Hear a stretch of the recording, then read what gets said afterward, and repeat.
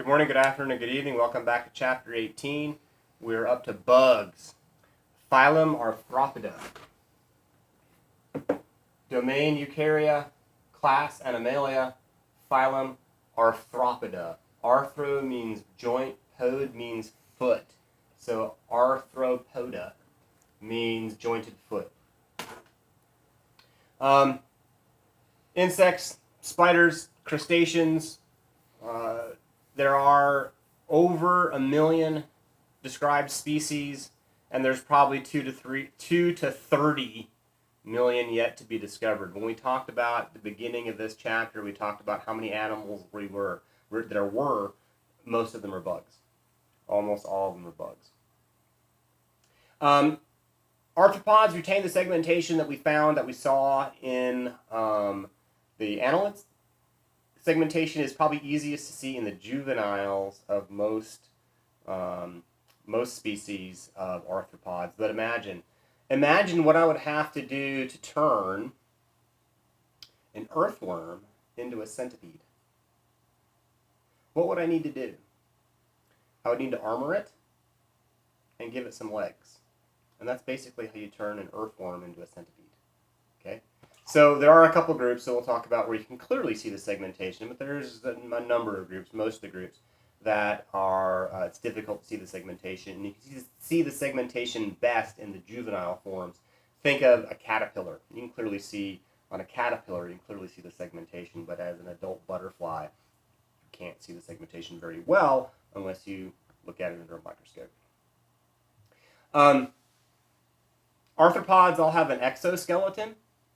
That exoskeleton is made of chitin. This is the TIN version, CHITIN. It is the exact same protein that we find in fungi, which, again, if I were to ask you, which do you think fungi are more closely related to, plants or animals, your natural response would probably be to say, oh, they're more like plants. And the answer is no, they're actually more like animals than they are like plants. The only thing they have in common with plants is that they grow out of the ground. That's it. Other than that, they're not related to plants at all. Most have an open circulatory system. We've gone back to an open circulatory system in this group. Let's talk some more about arthropods. Here we see some pictures of some examples of arthropods. This right here, all those little dots that you see, those are all mayflies. It happens that often a bunch of mayflies all hatch at the same time. And when they do, they'll kind of coat some coastal community in mayflies. I understand for most people bugs are gross. Ew, yuck, nasty. When something like this happens, they don't bite. All they're going to do is they're going to live for a couple of weeks and they're going to mate and lay eggs and that's it. And they're going to spend the rest of their lives. They spent most of their lives as juveniles before they changed into the adult form, very much like a caterpillar spends most of its life before it changes into the adult butterfly. Here we see a woman covered in bees. Oh God, bees! What we don't know and what we don't see here is that what she actually has is it's either on a necklace around her neck or sometimes they'll put it like under a hat. She's got a queen. They've got a queen in a little box. And all of these bees are related to that queen. And when you hold the queen on a structure like the side of a house or the side of a tree or a person, all of the bees want to surround and be around that queen. So no, they're not stinging her. They're actually, when they swarm like this, they're not that aggressive, though individual swarms can actually be quite aggressive, but generally they're not. The last one, I'm not sure if you can see it very well in this picture, is some weird kind of crazy bug. Well, it's not actually a weird crazy bug. It's actually two spiders, camel spiders, that are fighting each other. I show you this picture for a couple of reasons. A, this is a really good example of something called forced perspective. Do you see how it looks like these spiders are as big as this guy's leg? Well, A, it's not one spider, it's two spiders. And B, what we don't see, what you don't really pay attention to, is this is the cuff of the sleeve of the guy who's holding the pliers. This is the palm of his hand, that's his wrist. that he's holding on to these spiders. Now granted, spider's that big, that's how big his cuff is. We're saying that spider's probably a couple 3 inches long. That's a big spider! But it's not a couple 3 feet long, as though the picture is making it out to be. So, bugs. One thing about bugs before I go on. How many bugs are there?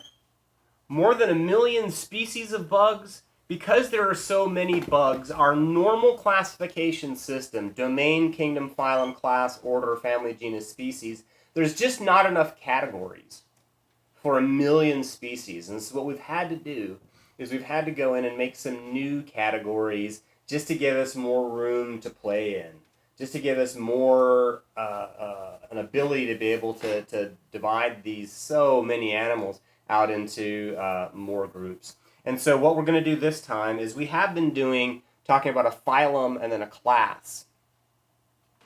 With the bugs, we still have a phylum Arthropoda, but we're not going to jump right down to class. We're going to talk about a subphylum. Within a subphylum, within each subphylum, there are many classes. So we're not going to go down to class with the bugs. We're going to go down to a subphylum. And within each subphylum, there'll be many classes. And we're not going to talk about the classes. But we will talk about these major groups, these 4 major groups, subphyla of bugs. As we already said, bugs have an exoskeleton. The exoskeleton initially was for protection. Protection from predators. But it's also going to be protection against a lot of things. It can be protection against parasitism. It can be protection against water loss if we're talking about, a terrestrial bug. And there are some aquatic bugs, lots actually. Its first use was probably protection against predators. It's also good mechanical support because up until this point, animals don't have anything hard to work against. The way a muscle works is that it attaches to something that does move and it attaches to something that doesn't move. And if you attach it to 2 things that move, then they just pinch together and it doesn't work. You got to attach it to something that is hard that doesn't move. That's why our muscles are attached to bones. All right? Well, nothing has bones yet. We haven't talked about anything with bones, hard structures. Well, here's where the exoskeleton comes in. This hard structure helps the animal to be able to move. It makes movements way more efficient. And if it's more efficient, it wastes less energy.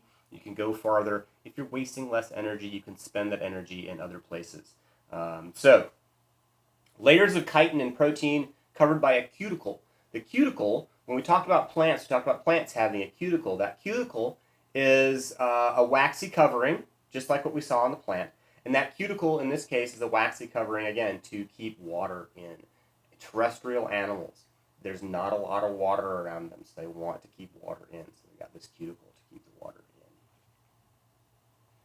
The awful thing about this exoskeleton is that it has to be shed for the animal to grow. Imagine a little baby is born, and when that little baby is born, we put this really great suit of armor around it so that this little baby will be protected, right? And we weld the baby into this suit of armor so that it can't come out and it will be protected. Well, what's the problem? The baby can't grow. So what do you have to do? You got to cut the baby out of this suit of armor and then give it a bigger suit of armor to grow into. Well, this is the problem that bugs have. The exoskeleton is great protection, but for the animal to get larger, it must be shed. This process is called ecdysis, which is why the group that nematodes and arthropods belong to is called ecdysozoans, organisms that shed. Here we see an animal shedding.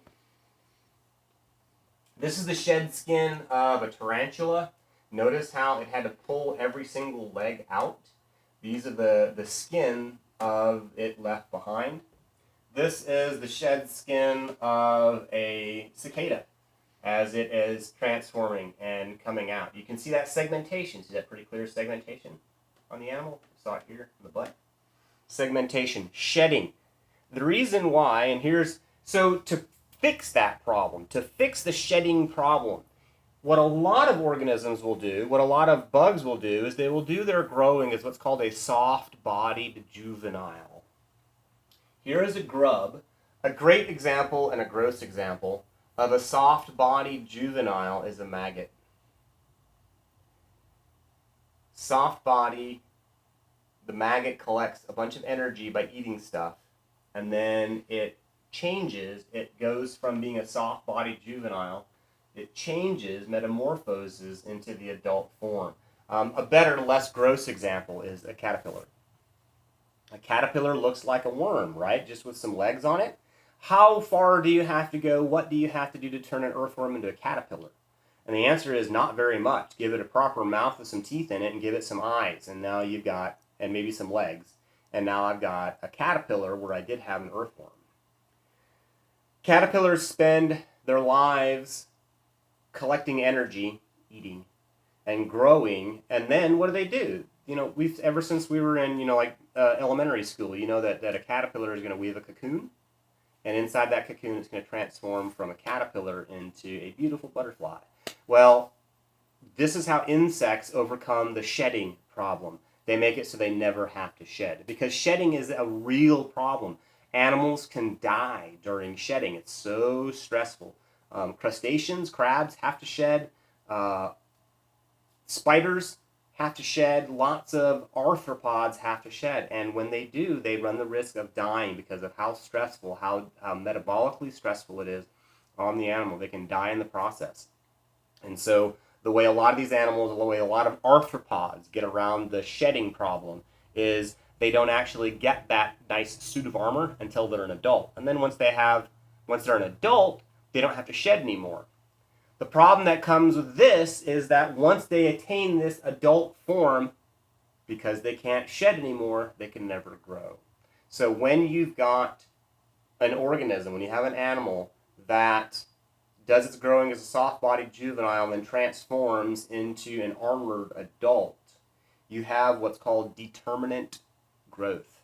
And that means that you have a maximum size the animal is going to attain. Humans have determinate growth. We have a maximum size we attain somewhere around our late teens, and that's as big as we get, and we don't get any taller than that. We grow from the time we're born until we're somewhere around in our late teens, but then we stop growing. Determinate growth. Some things, like trees, have indeterminate growth. As long as they're alive, they keep getting bigger. Some things, like alligators, like crocodiles, like snakes, have indeterminate growth. The longer they live, the bigger they are. How do you know which one's older? It's the bigger one. The bigger it is, the older it is. Determinate growth.